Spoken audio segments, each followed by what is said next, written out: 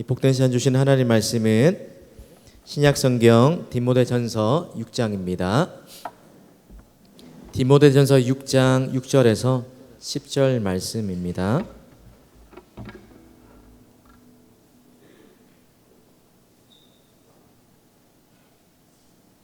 디모데전서 6장 6절에서 10절 말씀, 자족과 탐욕이라는 제목으로 하나님 말씀을 함께 읽겠습니다. 네, 우리 화면을 띄워주시고 한 절씩 교독해서 읽겠습니다. 그러나 자족하는 마음이 있으면 경건은 큰 이익이 되느니라. 우리가 세상에 아무것도 가지고 온 것이 없음에 또한 아무것도 가지고 가지 못하리니 우리가 먹을 것과 입을 것이 있은즉 족한 줄로 알 것이니라. 부활이야 하는 자들은 시험과 올무와 여러 가지 어리석고 해로운 욕심에 떨어지나니 곧 사람으로 파멸과 멸망에 이르게 하는 것이라. 함께 읽겠습니다. 돈을 사랑함이 일만하게 뿌리가 되나니 이것을 탐내는 자들은 미혹을 받아 믿음에서 떠나 많은 근심으로써 자기를 찔렀도다. 아멘. 네, 어떤 백화점에 남편감을 파는 그런 백화점에 있었다고 합니다. 이 백화점에 가면 원하는 대로 자기가 원하는 그런 남편감을 고를 수 있는 그런 기회가 있었어요. 그런데 한 가지 원칙이 있는데 한 번 올라가면 다시 절대 내려올 수 없다는 겁니다. 이 소식을 듣고 두 처녀가 이 백화점에 찾아갔습니다. 남편감을 골라 사려고 찾아갔는데 1층에 가니까 직업이 있고요. 그 다음에 아이들이 좋아하는 남자가 있었습니다. 두 여인이 1층에 있는 그 남자를 보면서 괜찮군 한마디를 하고 1층 지나서 한층 더 올라가 보자 이렇게 이야기했어요. 그리고 2층에 올라가니까 거기에 돈도 잘 벌고 그리고 아이도 좋아하고 아주 잘생긴 신랑감이 남자들이 있었습니다. 이번에도 만족하지 못하고 아주 좋아라고 하면서 한 번 더 올라가 보자 이야기하고 3층에 올라가니까 더 가관입니다. 돈도 잘 벌고 아이도 좋아하고 아주 잘생겼고 집안일도 아주 잘 도와주는 그런 남자가 있었어요. 이 두 신랑감을 찾는 두 여자가 여기서는 멈출 수 없다. 점점 더 욕심이 생겨서 한층 더 올라가서 4층에 도착했어요. 가니까 돈도 잘 벌고 아이도 좋아하고 잘생기고 집안일도 잘 도와주고 거기에 또 하나 더 추가해서 아주 로맨틱한 남자가 있었어요. 이런 남자를 보면서 감탄하면서 맙소사 그러면서 한층만 더 올라가 보자. 한층 더 올라가면 이것보다 더 상상을 초월하는 그런 남편감이 있겠지 하고 올라갔는데 5층으로 올라갔는데 뭐가 있었을 것 같아요? 자, 아무거나 던져보세요. 네, 그렇죠. 5층에 이런 기대를 부풀어 가지고 올라가니까 그곳에 써있던 한 문구가 나가는 곳이라고 엑시트 그렇죠 출구라고 되어 있었다고 합니다. 여러분 우스갯소리로 누가 만든 그런 이야기지만 우리 안에 탐욕이 얼마나 끝이 없는지를 보여주는 그런 이야기입니다. 그럼 몇 년 전에 뉴스에 우리가 보도돼서 아마 여러분들 기억나실지 모르겠는데 서울에서 극단적인 두 가지 사건이 일어났었어요.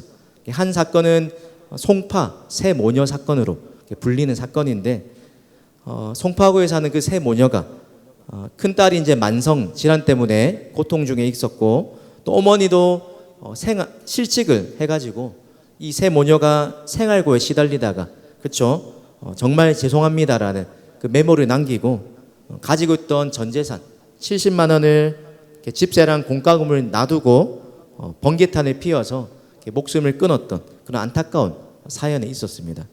그런데 또 이와는 다르게 또 다른 비극적인 사건이 있었는데 서초동에 사는 40대 한 가장이 아내와 두 딸을 살해한 사건도 있었어요.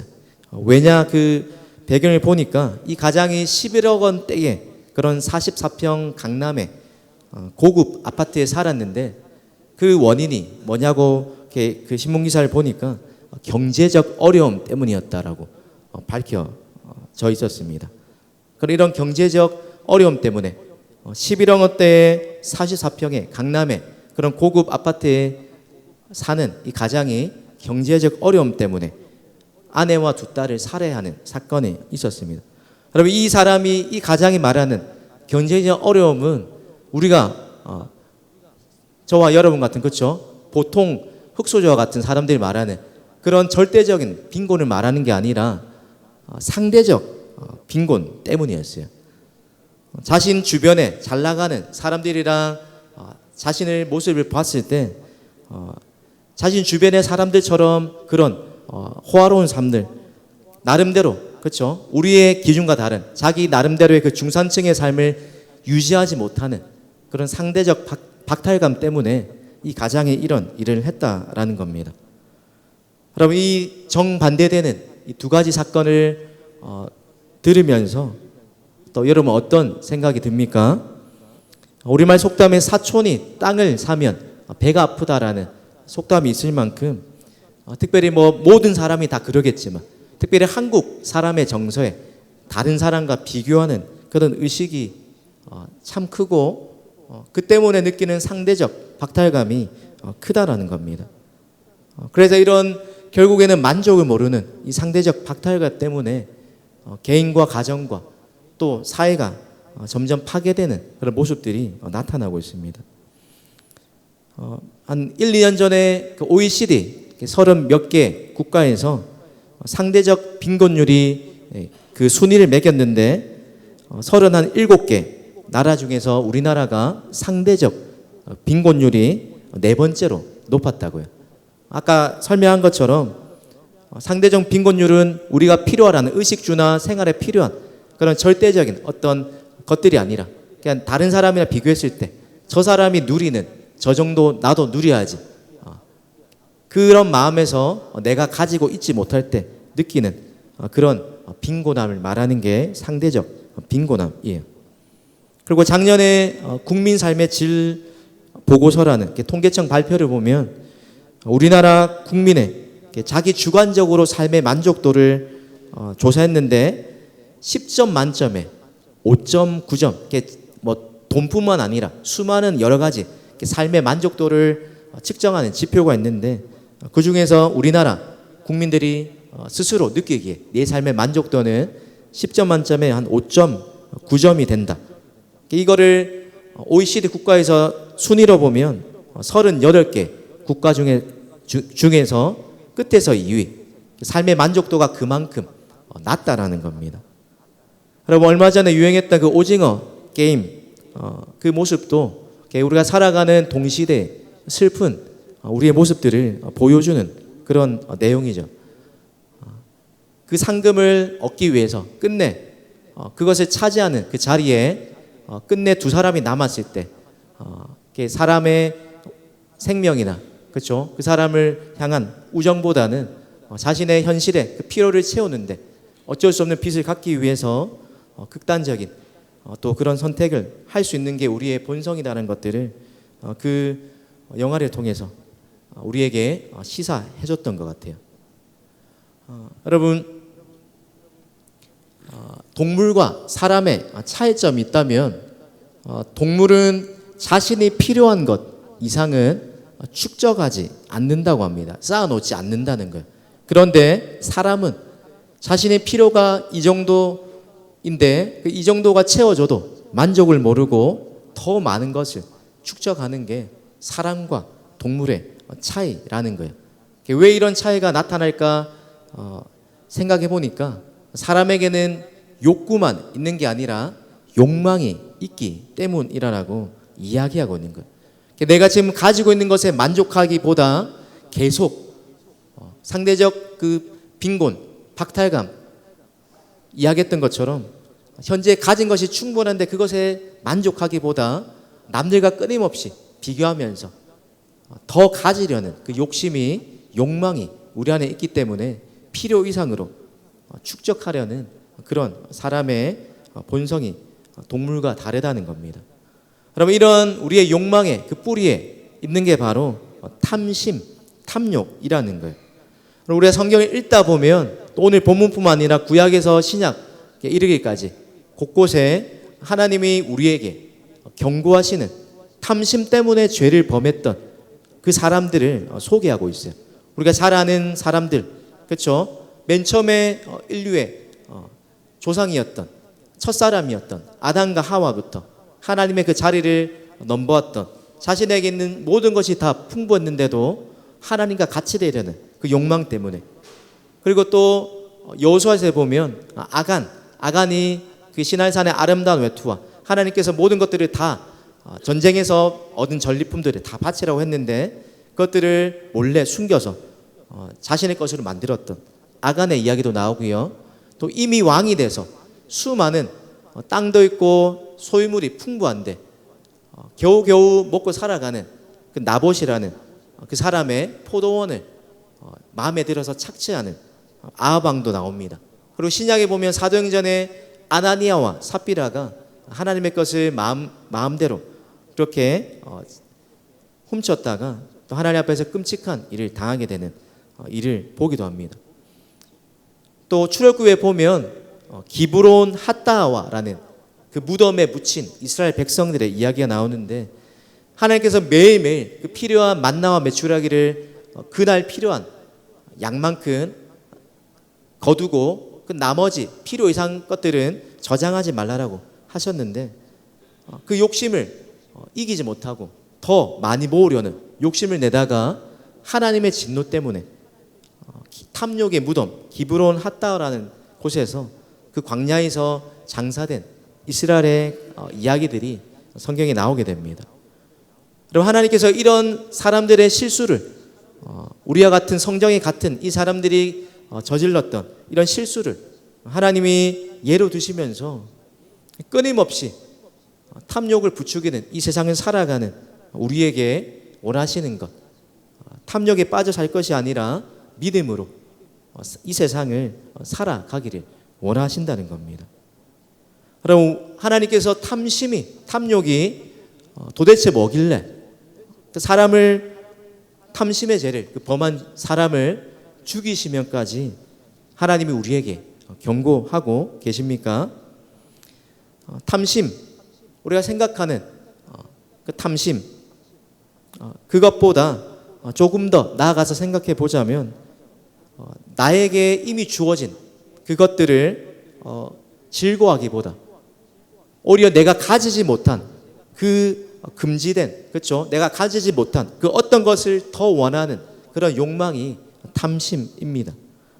그래서 채워지지 않는 욕망이 탐심이라고 또 바꿔서 말할 수 있고, 만족을 모르는 마음, 그것이 탐심의 정의라고 볼 수 있어요. 그럼 톨스토이가 쓴 사람에게 얼마의 땅이 필요한가라는 그 책에 등장하는 한 농부가 있습니다. 이 농부가 남들보다 더 많은 땅을 가지고 싶은 그런 대지주가 되고 싶은 그런 욕구가 있었는데, 어느 날 이웃 마을에 가면 아주 싼 가격에 굉장히 넓은 땅을 얻을 수 있다라는 그 소문을 듣고 자기 하인 한 사람을 데리고 또 그 이웃 마을로 가게 됩니다. 거기 가니까 뭐라고 이야기하냐면 일정한 돈만 조금 주면 아침부터 저녁까지 자기가 두 발로 딛고 돌아올 만큼 땅을 자기가 소유할 수 있다라는 그런 이야기를 듣게 되었어요. 그래서 이 농부가 이 말을 듣고 하인과 함께 자신의 땅이라는 것을 표시할 수 있는 깃발이랑 또 땅을 팔 수 있는 삽 하나를 가지고 아침부터 열심히 출발합니다. 처음에는 이 정도만 가도 괜찮다고 생각했는데 시간이 지나고 또 걸어가면 걸어갈수록 눈앞에 비옥한 땅이 펼쳐지는 걸 보니까 그 마음이 조금 더 갖고 싶은 마음이 커졌다는 거예요. 점점 더 가도 아직 시간이 남았기 때문에 조금만 더 가보자라는 이런 생각을 하고 땅의 범위를 점점 더 넓혀 갔는데 그러다가 이제 해가 지는 것을 보면서 허겁지겁 달려갔어요. 그리고 겨우 해가 떨어지기 전에 딱 시간에 맞춰서 간신히 자기가 출발한 출발선에 도착하게 되는데, 그때 사람들이 환호를 하고 박수를 치게 되었는데, 이 농부는 이른 아침부터 늦은 저녁까지 해가 떨어지기까지 열심히 그 땅을 얻으려고 걸어 다녔기 때문에 너무 많은 에너지를 써서 그 자리에서 자신이 출발했던, 그리고 다시 돌아왔던 그 도착 지점에서 끝내 쓰러져서 죽고 말았다는 겁니다.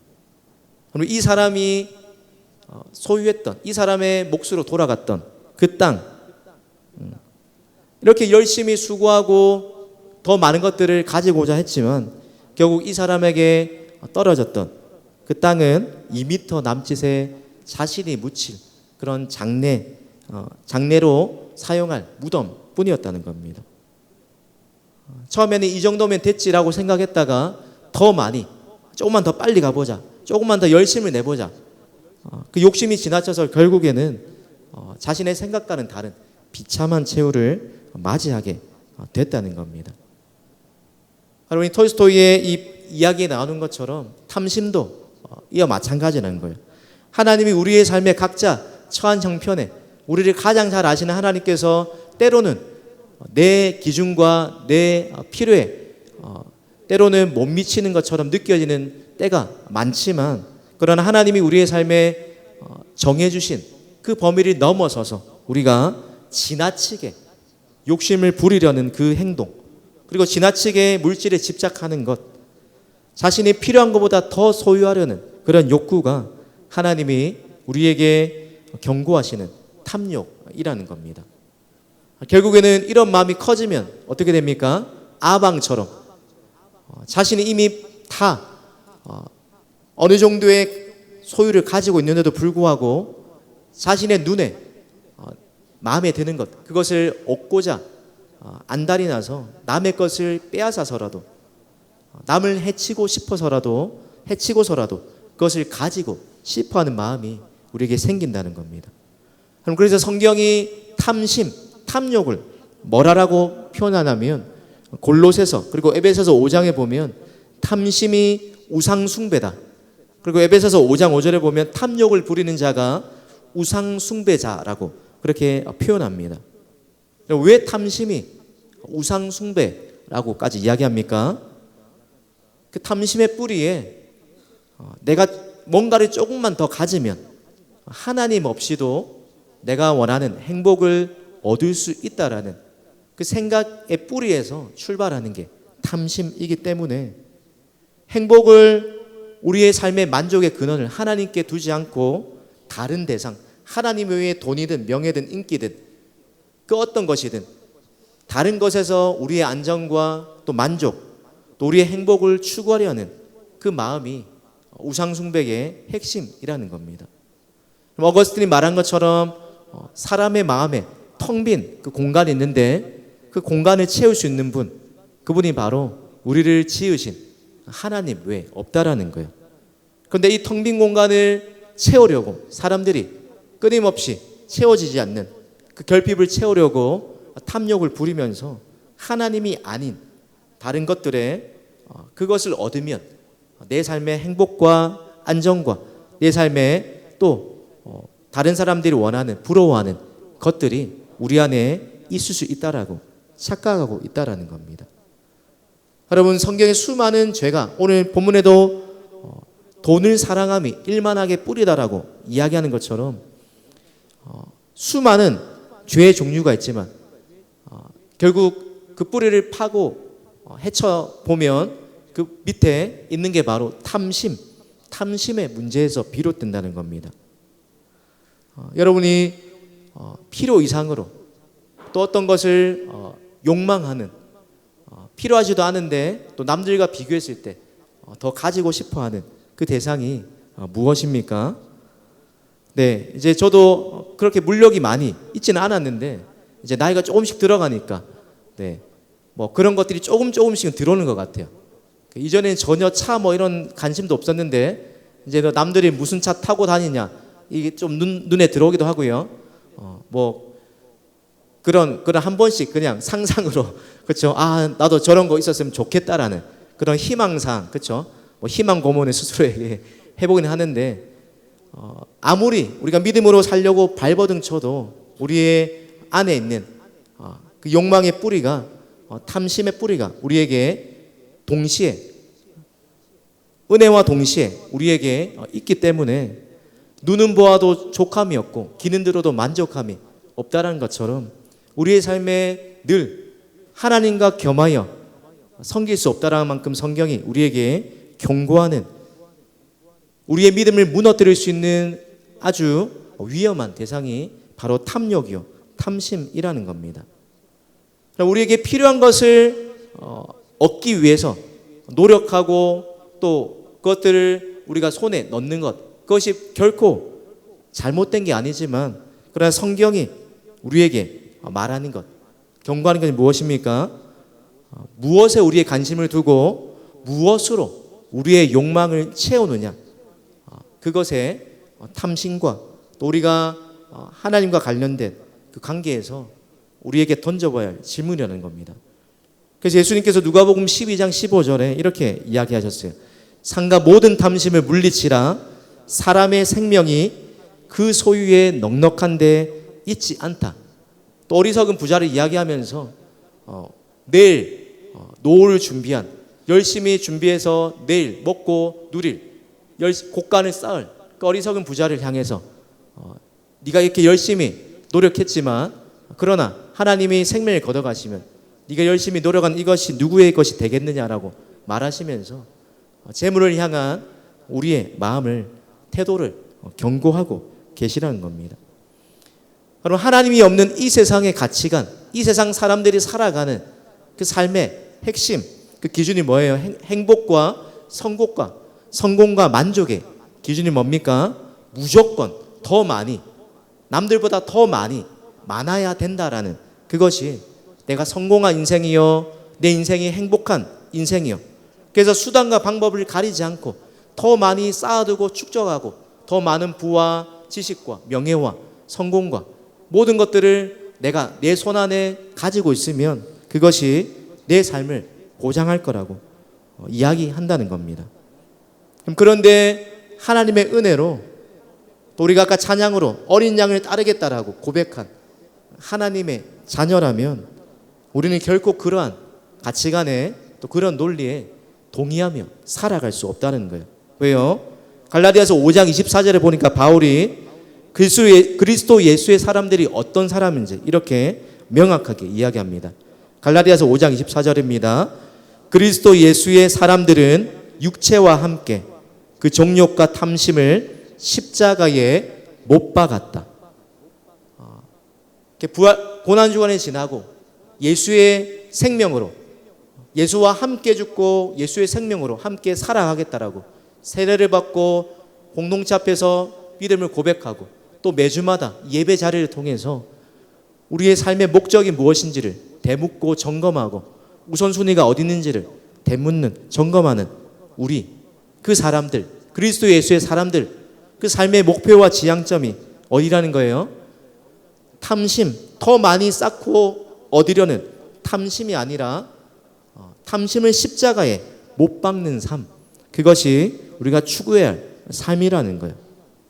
왜 그렇습니까? 고린도후서 3장 5절에 보니까 바울이 이렇게 이야기해요.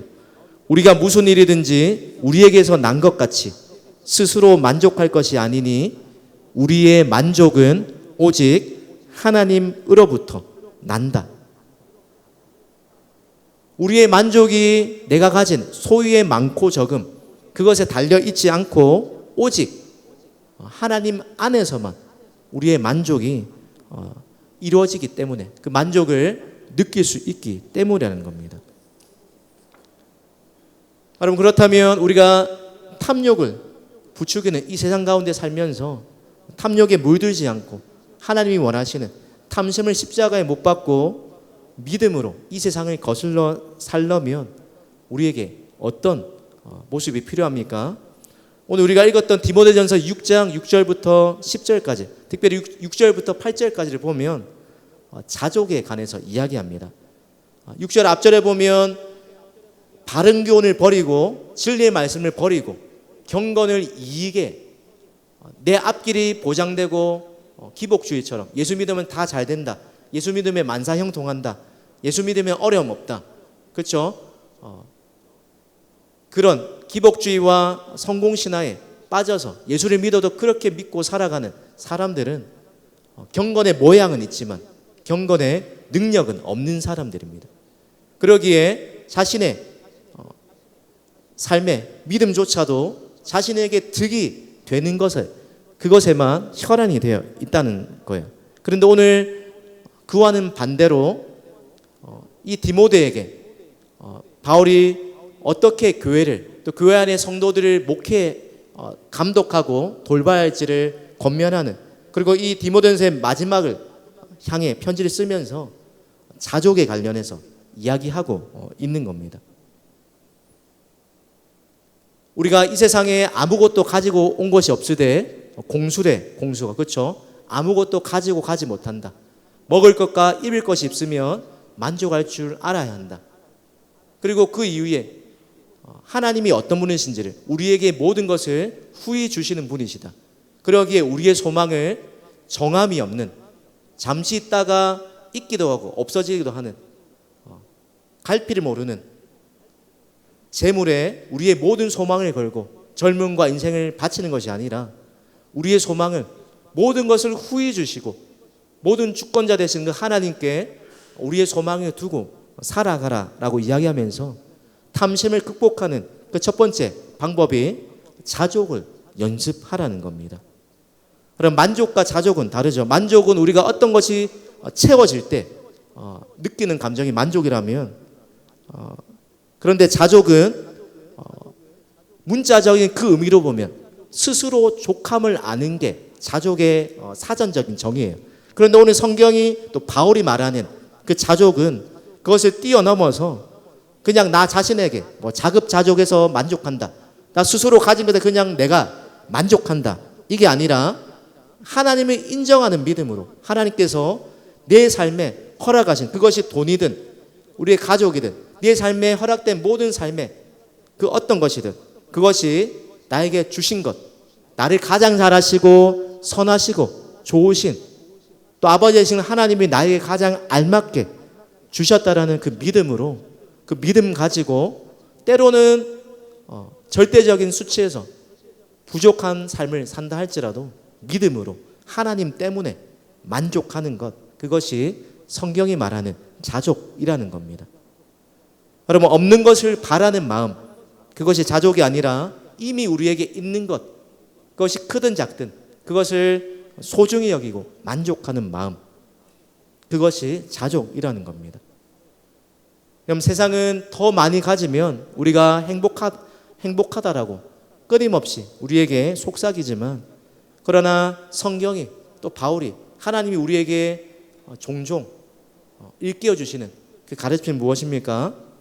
조금 남들보다 상대적으로 비교했을 때 모자른 삶을 산다 할지라도 그러나 자족할 줄 아는 마음이 있으면, 오늘 디모데전서 6장의 말씀 그대로, 그러나 자족하는 마음이 있으면 경건, 우리가 하나님을 믿는 이 믿음이 큰 유익을 얻게 된다라고 약속하고 있는 겁니다. 그럼 바울이 빌립보서에서 우리가 잘 아는 것처럼 내게 능력 주시는 자 안에서 내가 모든 것을 할 수 있다라고 이야기할 때, 우리는 그 구절 한 가지만 가지고 예수 믿으면 내가 못하는 그 모든 것 다 할 수 있다, 마치 부적처럼, 그렇죠? 잘못, 문맥과 상관없이 그렇게 그 뜻을 왜곡할 때가 많이 있지만 그 말이 나오게 된 배경을 살펴보면 바울이 이렇게 고백합니다. 내가 풍부에 처할 줄도 알고 궁핍에 처할 줄도 알아. 모든 것에 견디고 또 배고픔과 배부름이든 모든 것을 다 견딜 수 있는 일체의 비결을 배웠다. 내가 스스로 자족하는 마음이 내 안에 원래부터 있었던 것이 아니라, 바울이 매맞기도 하고 복음을 전하다가 매맞기도 하고 죽을 위기도 당하기도 하고 때로는 이런저런 것들을 다 가지고 있으면서 풍부함도 경험해왔지만 그러나 내 삶의 만족, 안정이 그런 것에 달려있지 않다. 어떤 형편이든지 내가 하나님 때문에 만족하는 그 삶의 비결이 무엇인지, 그 능력이 무엇인지를 내가 터득했다. 삶의 어려움과 우여곡절을 겪으면서 내가 배웠다, 체득했다라고 이야기합니다. 여러분, 우리에게 탐욕이 찾아오려 할 때 성경이 우리에게 말하는 것처럼 정함이 없는 이 재물을 쫓아 이 세상에 소망을 두는 탐욕에 물든 삶이 아니라 하나님께 모든 것이 달려있고 또 하나님이 우리의 삶의 필요를 채우시는 분이시고 이미 우리에게 필요한 것들을 공급해 주셨음을 믿음으로 인정하며 살아가는, 예수님 한 분 때문에 가난하든지 부하든지 궁핍에 처하든지 풍부에 처하든지 그 어떤 상황에 좌지우지 되지 않는 그런 삶의 태도가 자족이라는 겁니다. 그럼 우리가 탐욕을 이기는 두 번째 훈련, 또 비결이 있다라면 남에게 베푸는, 그렇죠? 베푸는 훈련도 필요하다는 겁니다. 왜요? 우리가 생각하는 탐욕, 생각할 때 흥청망청, 그렇죠? 그냥 흥청망청 탕자처럼 가지고 있는 거 다 탕진해버리는, 그게 탐욕이라고 그것으로만 탐욕을 생각하기 쉬운데 신곡을 썼던 단테라는 이 사람이 탐욕에도 두 종류가 있다라고 말해요. 첫 번째는 아까 말했던 것처럼 내가 가지고 있는 것들을 그냥 흥청망청 소비하는 탕진, 그게 탐욕이라고 말하고, 두 번째 탐욕의 정의 이렇게 이야기합니다. 자신을 위해 쌓아놓으면서 다른 사람과 나누려고 하지 않는 욕심. 한 번 더요. 자신을 위해 쌓아놓으면서 다른 사람과 나누려고 하지 않는 욕심. 재물을 끊임없이 쌓으려는 욕심. 낭비뿐만이 아니라 우리에게 맡기신 그 재물을, 하나님이 우리에게 재물 주시면서 우리가 청직이다고 말씀하셨는데 그 재물을 자신만의 필요만을 위해서 끊임없이 탐욕에 빠진 마음으로 쌓아 놓는 것, 축적해 놓는 것, 필요가 있는 상대방을 향해서 흘려보내지 않고 나 자신만을 위해서 끊임없이 사용하려는 그 마음, 손을 벌리지 못하는 것, 그것조차도 탐욕이라고 이야기합니다. 그럼 하나님 보시기에 인정할 만한, 이것이 진짜 믿음이다라고 할 만한 그 믿음은 성경이 야고보서에 이렇게 이야기해요.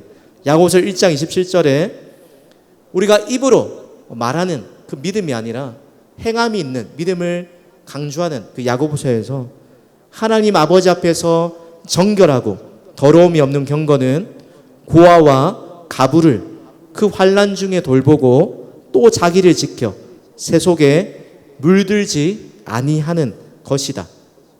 바꿔 표현하면 내가 지금 내 형편이 조금 어려운 처지에 있다 할지라도 나에게 있는 것들을 그때부터, 어려운 그 형편의 때부터 나만을 위해서 사용하려는, 탐심에 지배당하지 않고 남에게 베풀 줄 아는 그 훈련을 하게 될 때 우리의 삶이 탐심에 무너지지 않을 수 있다는 겁니다. 그럼 마지막으로 탐심을 우리가 이기기 위해 우리에게 필요한 태도, 또 우리에게 필요한 훈련이 세 번째로 지금 있는 우리의 삶의 자리에서 하나님의 주권을 인정하는 그 믿음이 우리에게 있을 때 우리 안에 있는 탐심이 하나둘씩 극복될 수 있다는 겁니다. 왜요? 탐심이 하나님과 소유, 하나님과 그 어떤 것들을 맞바꾸면서 생기게 된 마음의 죄가 탐심이기 때문이라는 겁니다. 하나님의 주권을 인정한다. 그 고백 속에 어떤 의미가 담겨 있습니까? 하나님이 생사복, 살리기도 하시고 죽이기도 하시고 아프게 하시고 낫게도 하시고 높이기도 하시고 낮추기도 하시고 내 삶의 모든 노력과 그것들을 뛰어넘어서 은혜로 내 삶을 다스리시고 인도하시는 분이시다. 하나님이 내 삶의 모든 영역의 주인 되시는 분이시다. 이 믿음을, 하나님의 주권, 이것을 고백하는 것이 하나님의 주권을 인정하는 믿음이라는 겁니다.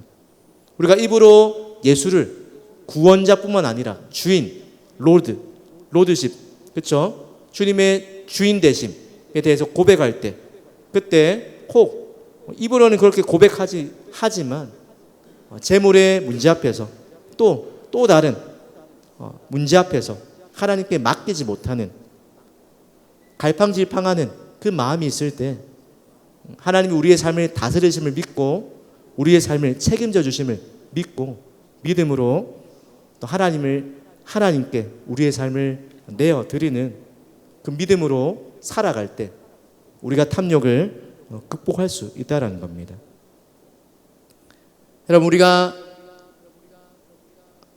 이 탐욕을 이기고 또 자족하는 삶을 살아가고 또 하나님이 우리의 삶의 모든 것을 다스리시는 주권자라는 사실을 인정하기 위해서 하나님이 어떤 분인지를 우리에게 알게 될 때 더 예배를 통해서 큐티와 또 말씀과 공동체의 다른 사람의 나눔의 이야기를 통해서 그 하나님이 우리의 삶에 어떤 분이신지를 점점 더 깨달아가고 알아갈 때 우리가 탐욕이 아닌 자족하는 마음으로 살아갈 수 있다는 겁니다. 성경이 우리에게 말하는 자족하라면서 우리에게 알려주시는 하나님의 속성, 그 성품이 어떠합니까? 히브리서 13장 5절에 보면 이렇게 이야기합니다.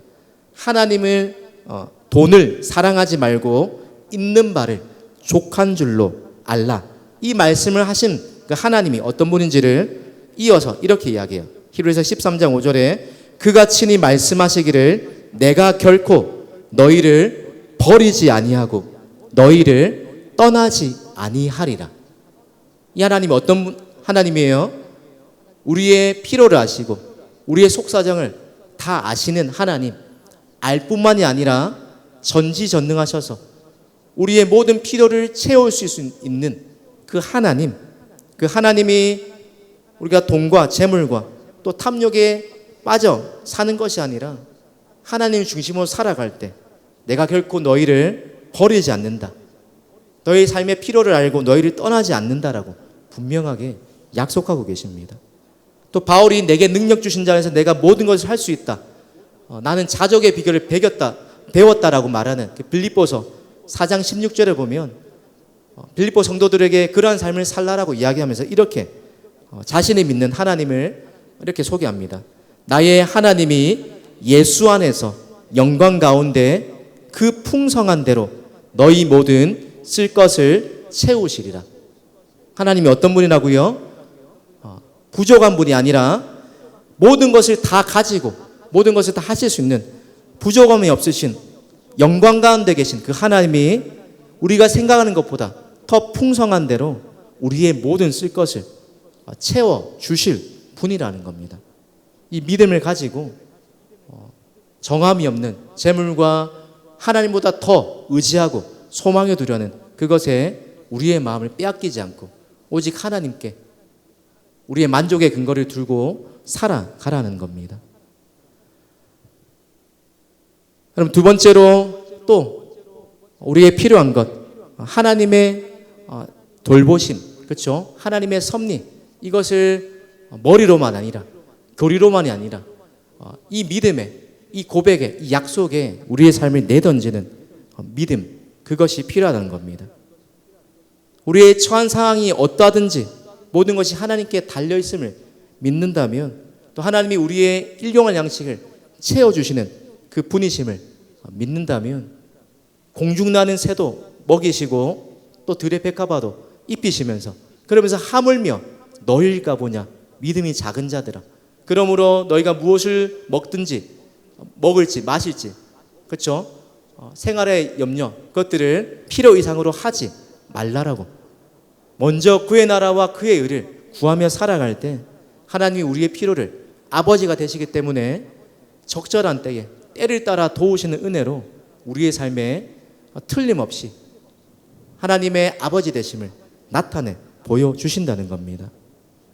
그럼 성경이 말하는 자족은 모든 것이 다 해결돼서 문제가 없는 평탄한 삶을 말하는 게 아니에요. 바울처럼 그가 감옥에 갇혀 있으면서도 채찍질을 당하고 매질을 당하면서도 그러면서 기뻐하라라고 이야기할 수 있고, 고난 중에서도 주신 믿음, 하나님의 주권을 인정하며 그 하나님 때문에 감사하는 그 삶, 그것이 자족하는 삶이라는 겁니다. 왜요?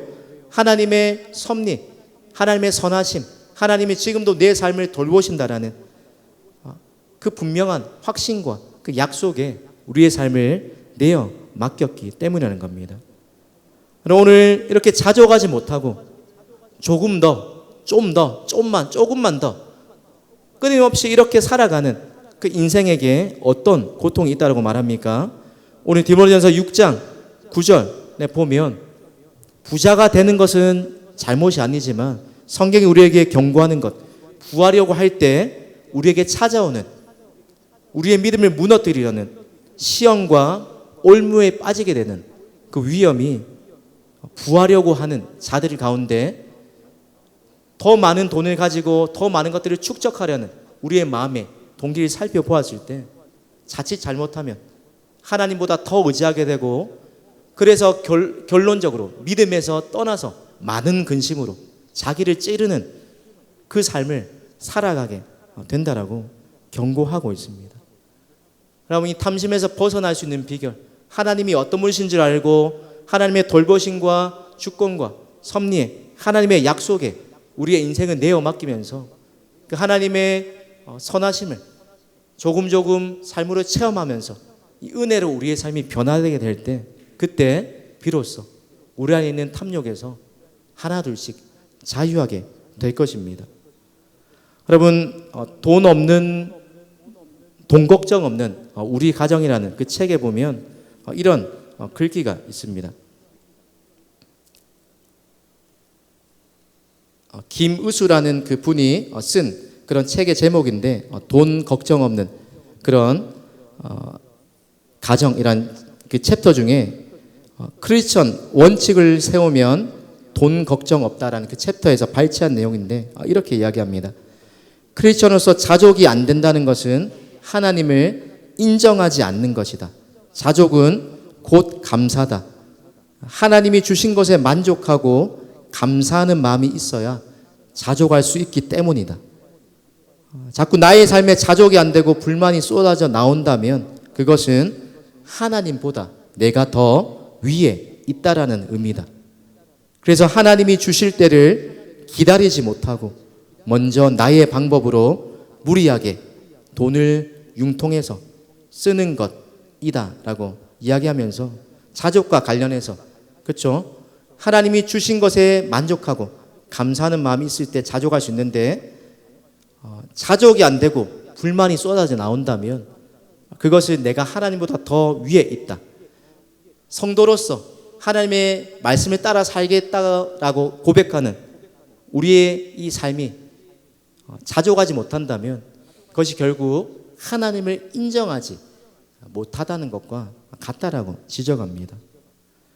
여러분, 성경이 우리에게 말하는 것처럼 우리의 유일한 만족, 이 세상에 그 모든 것을 다 가져도 어느 순간 지나면 사막에, 그렇죠, 우리의 목마름을 해결하지 못할 그런 소금물을 마신 사람처럼 끊임없이 또 다른 허기가, 또 다른 갈급함이 생기지만, 그러나 우리의 형편이 어떠하든지 우리의 재정의 유무가 어떠하든지 상관없이 우리가 하나님과 바른 관계에 있을 때, 또 하나님 안에 살아갈 때 하나님이 어떤 분인지 알고 그 약속을 따라 하나님의 돌보심과 인도하심과 하나님의 선하심을 믿고 살아갈 때, 그때 비로소 우리의 삶에 때로는 절대적으로 기준을 봤을 때 부족한 것이 한두 가지 혹은 여러 가지 여전히 내 삶에 그대로 남아있을 수 있지만, 그러나 하나님이 은혜를 주신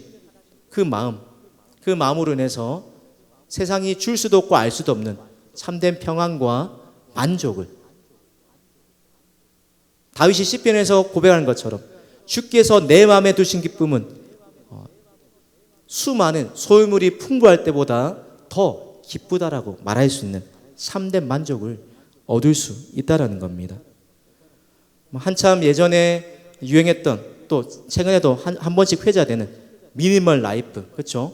안 믿는 사람들도 필요 이상의 것들을 내가 새 것이지만 내게 필요가 없으면 필요가 있는 사람을 향해서 흘려보내고, 또 똑같은 것이 여러 개 있다면 또 필요가 있는 사람에게 나눠주고, 미니멀 라이프, 자신의 쌓는 것들을 최소화하면서 살아가는 그 삶, 그것도 너무 귀하지만 그러한 수준에 우리가 머물 것이 아니라 하나님께서 우리에게 원하시는 그 믿음, 하나님이 우리의 삶의 모든 것을 책임져 주심을 믿고 우리의 모든 소망을 오직 하나님께만 두고 살아갈 수 있는 그런 자족하면서 하나님 바라보면서 살아가는 그런 저와 여러분의 삶이 되기를 우리 주님의 이름으로 축복합니다. 우리 들은 말씀을 생각하면서 이 찬양으로 또 우리의 피로를 돌보시는 하나님을 생각하면서 찬양으로 고백했으면 좋겠습니다.